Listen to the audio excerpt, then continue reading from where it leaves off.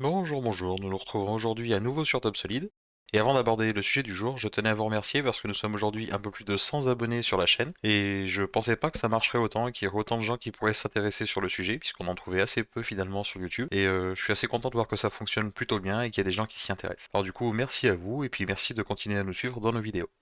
Du coup, le sujet du jour, je vous propose de nous intéresser à la wood codification.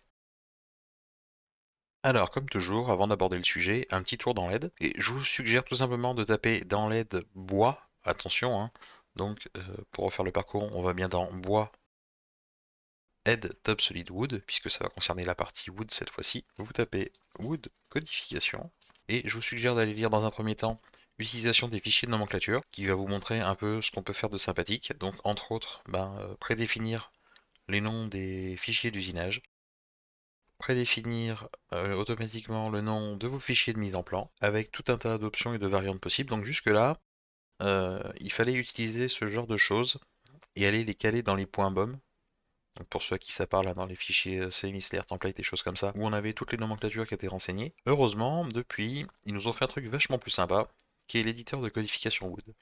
Dans l'exemple, il vous montre comment l'utiliser pour donner le nom de vos programmes, mais on peut en faire tout un tas d'autres choses.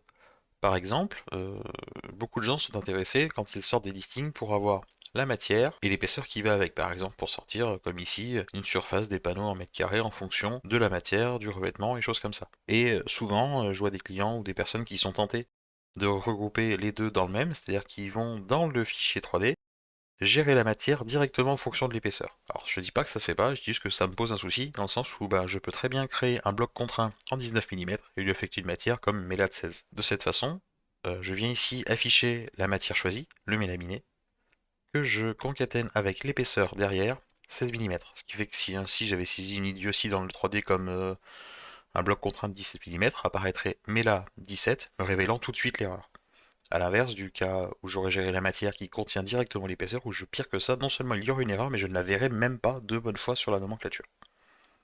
Pour créer notre nomenclature depuis un 3D, outils, édition des modèles de nomenclature, et on va en créer un nouveau modèle qu'on va appeler originalement test. On va double-cliquer, hop, comme pour une nomenclature normale, jusque là tout va bien. On va aller dans Top Solid Wood propriété avancée, et cette fois je vais choisir codification Wood. Lorsque je vais faire OK, j'ai une autre fenêtre qui s'affiche, donc celle qu'on a vue tout à l'heure rapidement dans l'aide, qui est l'éditeur de codification.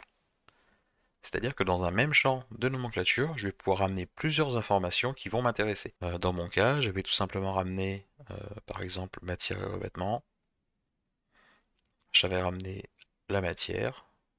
Hop. Et ensuite, j'ai choisi de ramener tout simplement l'épaisseur. Hop, propriété physique. Épaisseur finie, juste ici.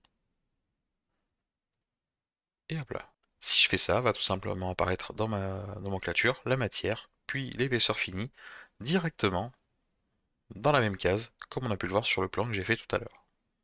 Donc le gros intérêt de ça, ça va être que vous avez un accès à chaque fonction de la nomenclature, c'est-à-dire que tous les éléments que vous pouviez ramener dans une nomenclature standard, vous y avez évidemment ici accès, et vous pouvez les combiner selon vos envies et surtout selon vos besoins. Comme toujours, je vous laisserai le soin de fouiller un peu plus cette fonction qui va vous permettre de faire des choses plus que sympathiques dans vos documents de production, en espérant que cela puisse vous aider et vous faire gagner du temps. Amusez-vous bien, bonne journée!